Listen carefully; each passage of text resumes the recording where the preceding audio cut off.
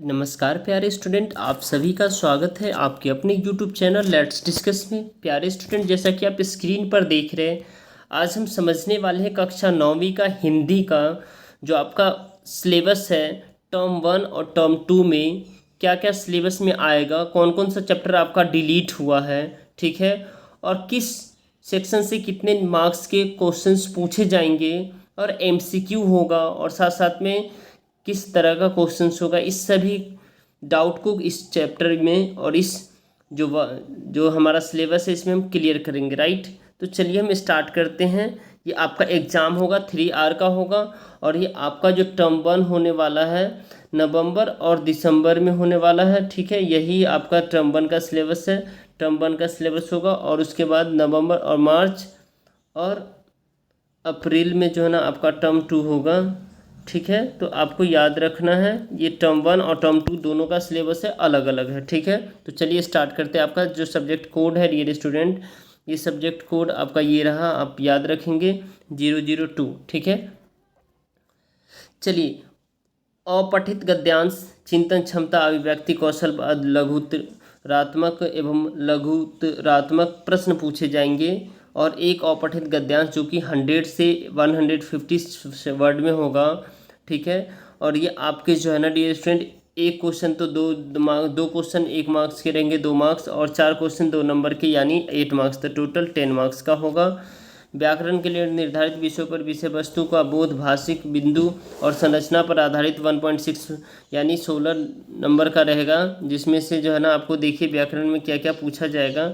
शब्द निर्माण आपका, ठीक है। उपसर्ग से 2 नंबर का रहेगा। अंक प्रत्यय से 2 नंबर का, ठीक है। समास से 4 नंबर का रहेगा। अर्थ की दृष्टि से वाक्य के भेद 4 नंबर का रहेगा। अलंकार 4 अंक, ठीक है। शब्द अलंकार, अनुप्रास, यमक, श्लेष, अर्थालंकार, उपमा, रूपक, उत्प्रेरक, अतिशयोक्ति, मानवीकरण, ये सारे इस सब से आपके 4 मार्क्स के आएंगे, ठीक है।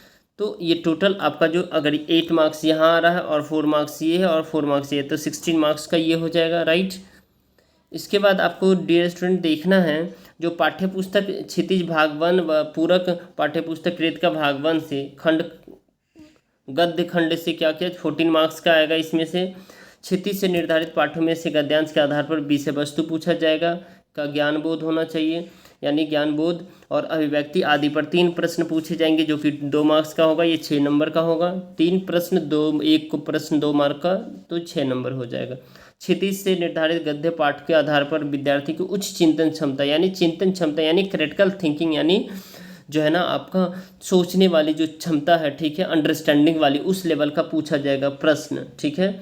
और अभिव्यक्ति का अवलोकन आकलन करने हेतु 4 प्रश्न होंगे, और 4 प्रश्न होंगे, 1 प्रश्न 2 मार्क्स के, तो ये 8 नंबर हो गए, ठीक है। उसके बाद काव्य खंड का आपका डियर स्टूडेंट 14 मार्क्स का आएगा, ठीक है। और क्षितिज से निर्धारित कविताओं में से काव्य खंड के आधार पर 3 प्रश्न पूछे जाएंगे जो 6 नंबर का रहेगा।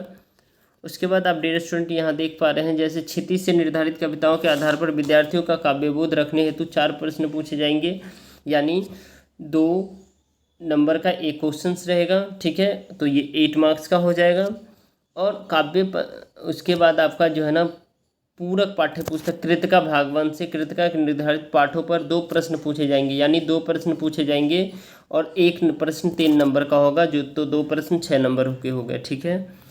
लेखन में आपसे पूछा जाएगा विभिन्न विषयों और संदर्भों पर विद्यार्थियों के तर्क संगत विचार प्रकट करने की क्षमता को परखने के लिए संकेत बिंदु पर आधारित समसामयिक एवं व्यवहारिक जीवन से जुड़े हुए विषयों में से किन्हीं 3 विषयों पर 80 से 100 शब्दों में किसी एक विषय पर अनुच्छेद, यानी अनुच्छेद एक आएगा, हाँ, 80 to 100 वर्ड में आपको लिखना, जो कि 5 मार्क्स का होगा, ठीक है। एक अनुच्छेद आएगा। उसके बाद अभिव्यक्ति की क्षमता पर केंद्रित औपचारिक अथवा अनौपचारिक विषयों से किसी एक विषय पर पत्र लेखन आएगा, औपचारिक या अनौपचारिक पर, जिसमें आपका जो 5 मार्क्स का होगा। किसी एक विषय पर संवाद आएगा, एक संवाद आएगा जो कि 5 मार्क्स का होगा। लघु कथा आएगा जो प्रस्थान बिंदु के आधार पर, यानी थोड़ा सा दिया होगा, मतलब स्टोरी स्टार्ट होगा, उसको कंप्लीट करना है, ठीक है। लघु कथा, थोड़ा सा कथा, तो वो 5 नंबर का होगा। तो टोटल 80 मार्क्स का हो गया, ठीक है। अब हम देख लेते हैं डियर स्टूडेंट निर्धारित पुस्तकें कौन कौन से, ठीक है। तो तो ये आपका एनसीईआरटी बुक से पढ़ना है, कृतिका भाग 1 और क्षितिज भाग 1 से। और कौन कौन से चैप्टर डिलीट कर दिए गए इसको देख लेते हैं। देखिए आपका डियर स्टूडेंट, वो क्षितिज भाग 1 से जो काव्यखंड में कबीर, साखिया व शबद पाठ से शबद 2 ये डिलीट कर दिए गए। संतो भाई भाई ये डिलीट कर दिए गए। सुमित्रानंद पद का ग्राम श्री ये डिलीट कर दिया गया है।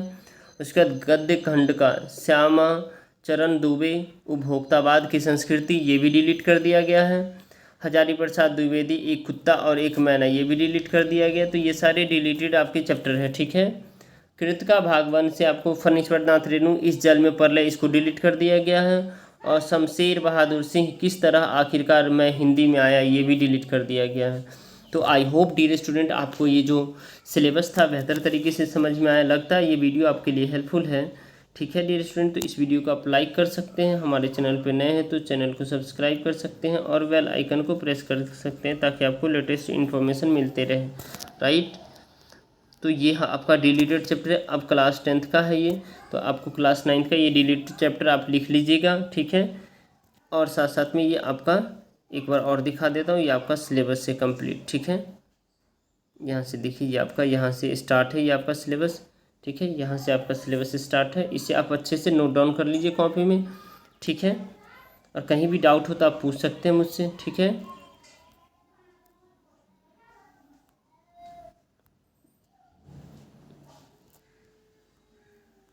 चलिए ये सब आपको अच्छे से समझ में आ ही गया है। एनसीईआरटी की बुक लेनी है आपको, डिलीटेड चैप्टर।